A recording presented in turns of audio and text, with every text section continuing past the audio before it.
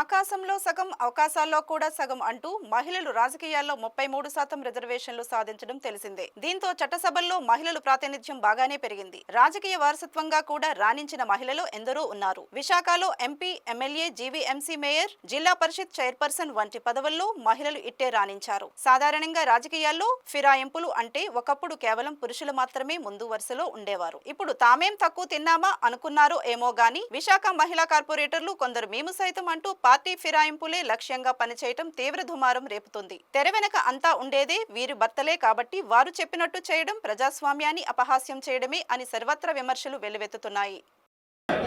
దీన్ని దప్పదప్పాలుగా తీసుకున్నారు.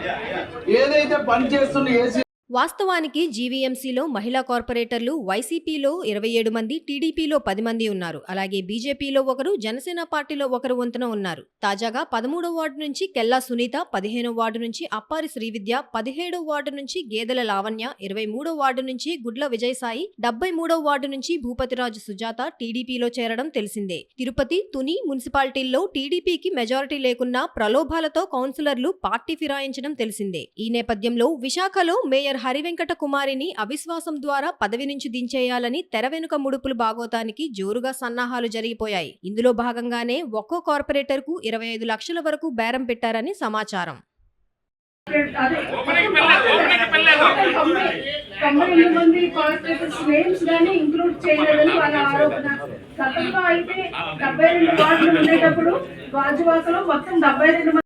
TDP corporator పేలా Srinivasarao mayor పదవికి రేసులో ఉన్నారు. జీవీఎంసీ కౌన్సిల్లో ఏ అంశం మీద చర్చ జరిగినా ఈయన ముందు వరుసలో ఉంటారు. కాగా 25 లక్షలకు తెగని కార్పొరేటర్లకు ఇంకా రేటు పెంచి బేరాలు సాగిస్తున్నారు అని విశ్వసనీయంగా తెలిసింది. గత సార్వత్రిక ఎన్నికల్లో ఓటమి చెందిన వైసీపీకి ఇప్పుడు విశాఖ మేయర్ పదవి ఎంతో ప్రతిష్టాత్మకం అని చెప్పక తప్పదు. దీంతో విశాఖలోని పార్టీ కార్యాలయంలో ఉత్తరాంధ్ర ఇన్ఛార్జ్ కన్నబాబు, విశాఖ అధ్యక్షుడు గుడివాడ అమర్నాథ్ అత్యవసరంగా వైసీపీ కార్పొరేటర్లతో సమావేశం నిర్వహించి దిశానిర్దేశం చేశారు. తాజాగా ఎమ్మెల్సీ బొత్స సత్యనారాయణ కూడా రంగంలోకి దిగారు. మహిళా కార్పొరేటర్లు పార్టీ ఫిరాయించడం అంటే ఓటర్లకు వెన్నుపోటు పొడవడమే అని ప్రజలు భావిస్తున్నారు. కనీసం వార్డులో ఒక ఆత్మీయ సమావేశం నిర్వహించి కొన్ని పరిస్థితుల కారణంగా పార్టీ మారాల్సి వస్తుంది, మీ అభిప్రాయం ఏమిటి అని అడిగే కార్పొరేటరే కరువయ్యారు. అంటే వీరికి ఓటర్లు కన్నా చేతికి వచ్చే కాసుల మీదనే ఎంత శ్రద్ధ ఉందో ఇట్టే అర్థమవుతోంది. మొత్తం మీద దక్షిణ ఎమ్మెల్యే వంశీకృష్ణ శ్రీనివాస్ నేతృత్వంలో ఇన్ఛార్జి కమిషనర్ కి అవిశ్వాసం నిమిత్తం పత్రాలు కూడా అందజేయడం తెలిసిందే.